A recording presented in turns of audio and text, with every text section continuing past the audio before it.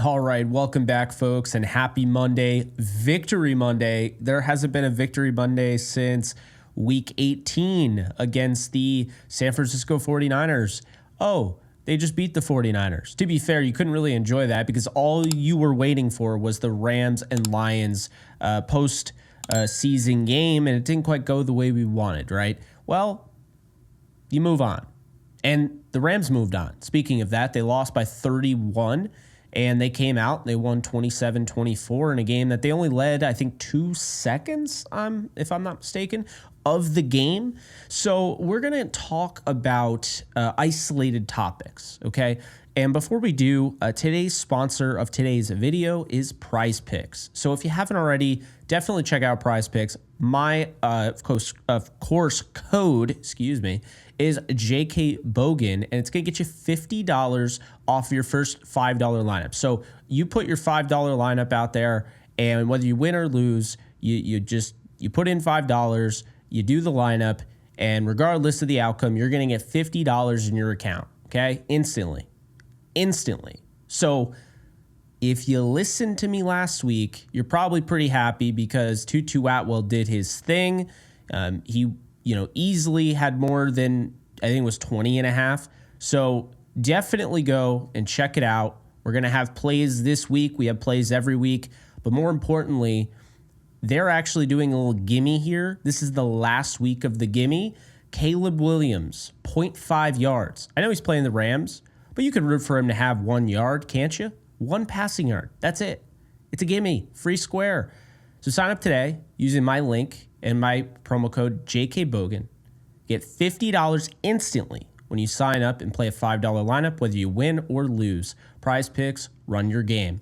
All right, guys, it's time. It is time. If you are a Tutu Atwell fan like I am, what do they call them, truthers? Well, I've said for a while, look, Tutu Atwell is somebody that's not utilized nearly enough, and that needs to change. He needs to be utilized. He is a very, very important player on this team, and just because he hasn't been utilized doesn't mean he's not important. When you look at the dynamism he brings to this team, no one on this team runs as fast as Tutu Atwell, is explosive as Tutu Atwell, scares the hell out of the defense over the top like Tutu Atwell. And last year, he had over 100 yards in the first game of the season, okay? He had that despite the fact that Puka Nacua had a coming out party. That was a big deal against the Seattle Seahawks. Well, the reason I bring up his 100 yards is because when you look at Tutu Atwell, this is somebody who has been notoriously underutilized.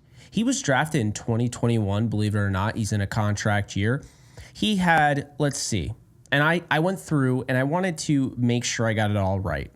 He's been featured in games, and I'm only talking about the games that he's been featured in that wasn't just a deep shot down the field or wasn't multiple deep shots down the field.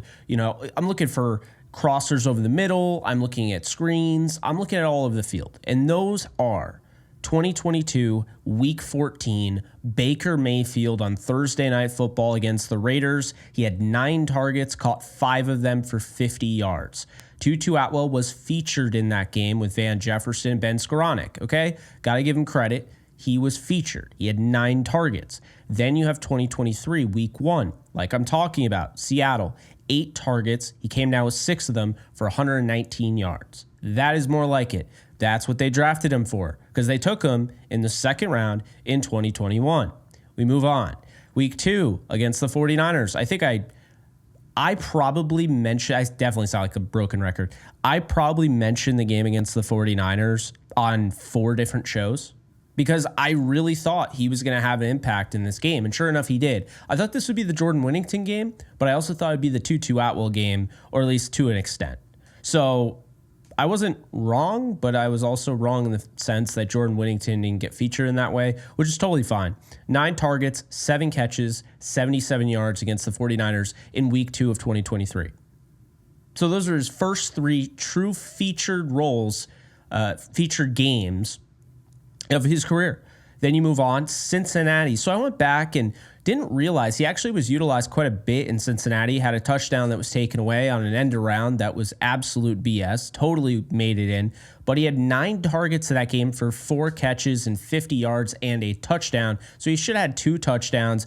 Atwell, through the first 3 games, all of a sudden started to look like the second round receiver the Rams drafted. However, in week 4, he had 9 targets for he had 5 catches, but only for 24 yards. So what happened? Well, that was the Puka Nacua game. Matthew Stafford went off, then the Colts came back, made it an overtime game. We couldn't believe the comeback, and then Puka Nacua called game and won the game in overtime.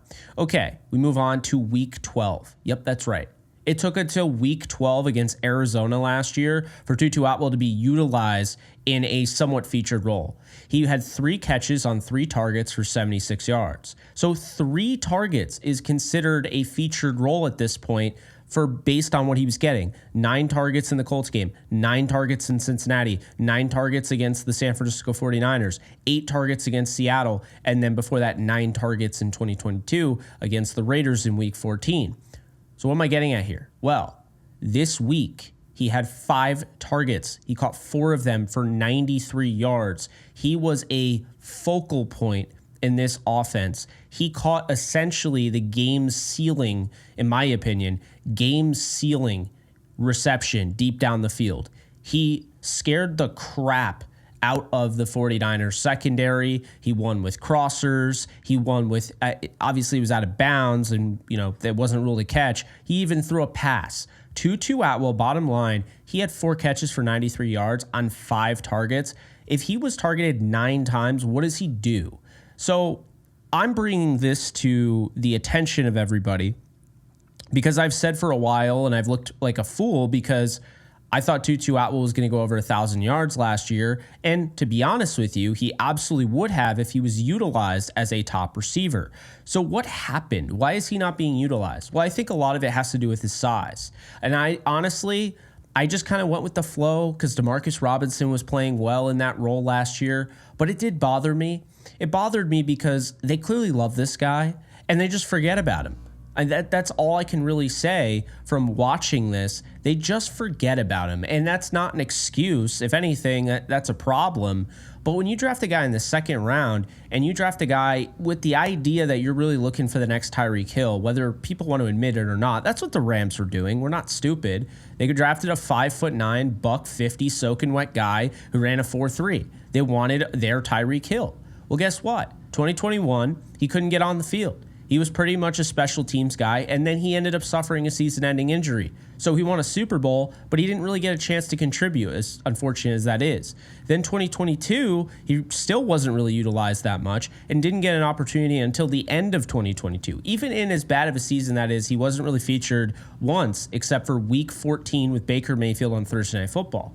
And then, his 3rd year, he finally gets an opportunity because Cooper Kupp goes down with an injury before the season starts. And those first 3 games, you're like, wow, Tutu Atwell, he's going to be a stud. He could be a star. Matthew Stafford is the common denominator. Look at what he did with Puka Nacua. Look at what he did with Cooper Kupp in 2021. And look at what he did with Calvin Johnson. Obviously, Calvin Johnson was just another level. But still, Matthew Stafford has been the common denominator of production of other players. It's just that simple. So Atwell, with the skill set he had, would have been perfect. However, week 4 was pretty much the last time he'd be featured until week 12, like I mentioned. So what happened? Well, I'll tell you. They did stop using him. They forgot about him. But he was still starting. Don't forget about that. He was still starting with Nacua. He was starting with Kupp. Do you know what they did? They used him as a decoy. That is what happened. That is the truth. He went from being the guy that could reap the rewards in the first 3 weeks of the season with Puka Nacua, albeit overshadowing him a little bit. Puka Nacua was great in the first 3 weeks. Well, he was great last year in general. But the reality, folks, the true reason is because guess what? In week 1, if you go back and you watch the tape, Tutu Atwell was being schemed open as well as Puka Nacua. And how was that possible? Because somebody had to take on the brunt of the attention. Someone had to basically lighten the load, and someone had to take all of the attention on them and be that how do I say it, decoy. And that was Van Jefferson. He did a thankless job. This is somebody who looked like he was going to be a star. Also a second-round wide receiver who had 800 yards in his second season and was a key contributor down the stretch to go to the Super Bowl. Well, unfortunately, Van Jefferson played injured in the Super Bowl. He didn't have his most shining moment, and then he comes in the next season. Awful season, not him, but just that season 2022 wasn't great, bad juju. He had that touchdown against the Raiders, obviously, which was amazing, but he also had a lot of injuries, wasn't really the same, and so he didn't really get the opportunities. Then you fast forward to 2023, and now he's the decoy, okay? And they ended up trading him away. So the point I'm making here is this. Atwell ended up taking over for Van Jefferson as the decoy. They used his speed to open up opportunities for Kupp, open up opportunities for Puka Nacua, open up opportunities for Kyron Williams, right? That's the reality of it. Tutu Atwell has played a very unselfish role with the Rams, and all he's ever done is accepted it. You've seen guys like Cam Akers and Deshaun Jackson want out because they weren't featured, because they believed in their ability and they weren't featured on the level they felt they should be. Well, Tutu Atwell has not said one damn thing, okay? He's gone out there, he's done his job, and they love him for it. He didn't play in any of the preseason games this year, and for whatever reason, week 1, he is behind Tyler Johnson. Tyler Johnson only played week 18 last year, was only on the roster for week 18. When all the backups were pretty much it. That's Tyler Johnson. Did he take the next step, or were they also forgetting about Tutu Atwell yet again? I think they were forgetting about him again. I think he's easy to get overshadowed because, again, he's not the biggest wide receiver, and they have quite a few guys that are bigger. But the reality is this. It's not a gimmick player. This is not a guy who you need to have a offensive line to protect Matthew Stafford just to get the ball to him deep down the field. He's not just a deep threat. It is a waste of his talent to assume all he's going to do is be a dynamic receiver downfield. Guess what? Tyreek Hill can be a dynamic receiver out of the backfield as a running back. Tyreek Hill can be a dynamic receiver out of the backfield, swing passes, bubble screens, quick slants. There needs to be more of what we saw today against the 49ers. And the reality is this, or yesterday, I guess. The reality is this, though, okay? While there needs to be more of that, this still wasn't enough. I don't think 5 targets was enough. They won this game by the skin of their teeth. So look, moving forward, Tutu Atwell doesn't need to be just featured. He needs to be the wide receiver 1. Okay, until Puka Nacua and Cooper Kupp come back. And then when they come back, they have to find a way to keep this offense allowing Stafford to spread the ball around and not just use Tutu Atwell as a decoy. Because why would you use him as a decoy? Why? Use him as a decoy every now and then, but why was he strictly a decoy last year after Cooper Kupp came back? That was my issue. So, with that said, I lead up to this.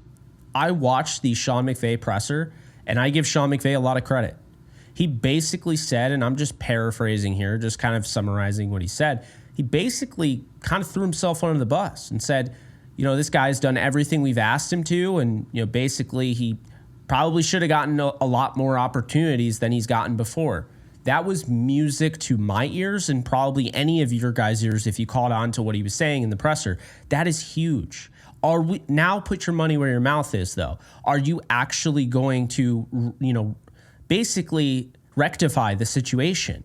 If you are, then I'll tell you right now, I'm very bullish on the Rams going back to the Super Bowl, even still with all the injuries. I'm very bullish on it because I think Tutu Atwell is a game-breaking player. My comparison to him, I've always said Tyreek Hill was what they wanted him to be, but Tyreek Hill is one of one. His short area quickness is insane, okay? He does things Atwell can't. And Atwell has got the straight line speed and all of that, but I don't know if he's got the agility, the stop and start ability that Tyreek Hill has, because I don't know if anybody has that. So what would I compare Tutu Atwell to? I'd compare him to a guy the Chiefs went after. And I'll tell you right now, the Chiefs probably at some point have called the Rams about Tutu Atwell because he would fit their offense like a glove. That's why they ended up drafting Worthy. But no, the guy that I'm talking about that he's, I would compare him to is Marquise Brown, okay? Hollywood Brown. Hollywood Brown is not the best receiver in the NFL, but he's got some stardom to him. There's some flair to him. And that's how I see it with Tutu Atwell. The reality is, I don't care how good you are, as we learned this Sunday, you can be an underrated player. You could do everything right, but if you're not getting the ball, no one's going to know. Do you know how long that I've been complaining about Tutu Atwell not getting opportunities? It's about as long as I've been complaining as a football fan. Do not hate me for this, what I'm about to say, but I've been complaining about watching Jauan Jennings be wasted in San Francisco. And guess what?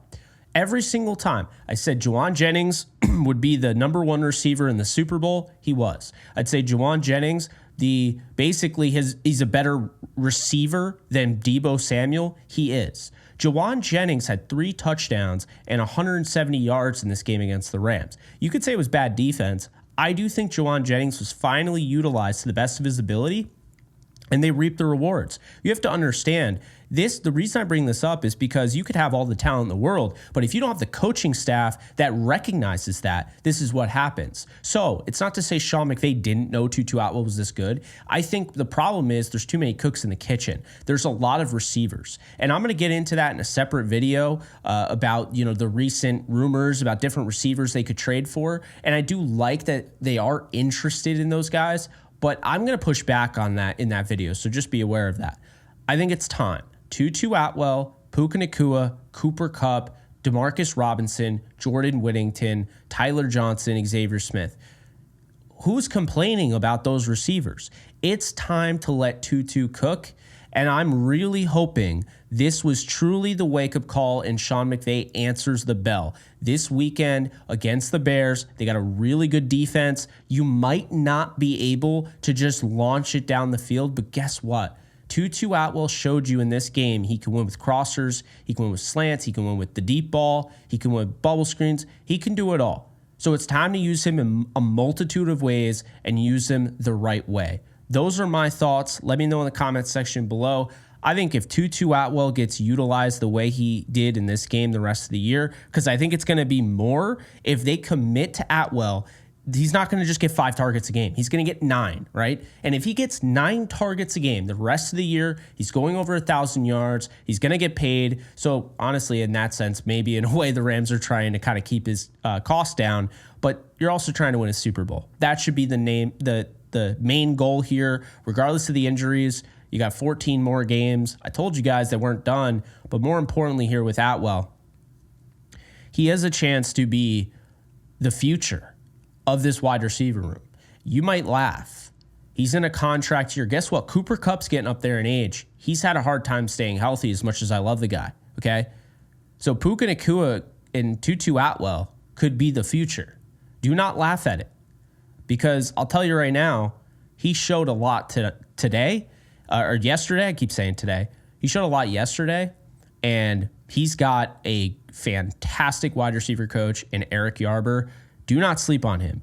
Would not be surprised if down the road you're looking at Jordan Whittington, Tutu Atwell, and of course Puka Nacua at your wide receiver room, and that's the best wide receiver room in the league.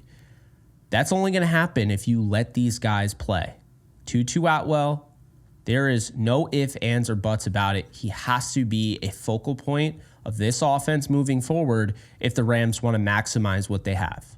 Those are my thoughts. Let me know in the comments section below. Be sure to like, subscribe, and comment, of course. Also, definitely be sure to check out Prize Picks, the sponsor of today's video. Shout out to them. $50 you'll get instantly when you sign up, first-time sign-up, $5 lineup, whether you win or lose, using promo code JKBogan. I'll see you guys in the next video, but please take care and enjoy Victory Monday if I don't see you. Do you love talking about the Rams, the NFL, or just want to be a part of a community? Join my free Discord server today. We're over 800 members. We got 24/7 live chat, a level 3 boosted server, the ability to call into JE Live, playing online games with us on Kick streams, toggleable alerts for when I go live on YouTube or Kick so you don't miss a live stream, and exclusive giveaways. Click the link in the description, the comments section, or the link that comes up in the video to learn more and join today. For those of you who want to support the channel further, you can go ahead and you can actually sign up and become a member on the channel and have access to all different perks. You can see here the join button right below all my videos. You can hit that. You're going to get access. 99 cents a month will get you rookie access. That's going to get you all these loyalty badges and what have you, priority reply to comments. All members will have priority reply to comments. Starter $2.99. That is going to be member shoutouts. Pro Bowl is going to be auto follow back on all social media platforms. You just have to reach out to me and show me that, of course, you are a member for Pro Bowl.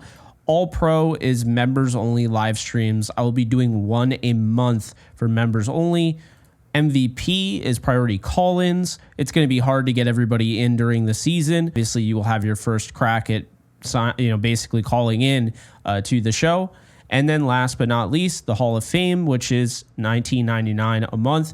And that is an exclusive gaming session with me monthly. So if you want to get a little bit more into the action while also helping out the channel, be sure to sign up for one of the memberships today.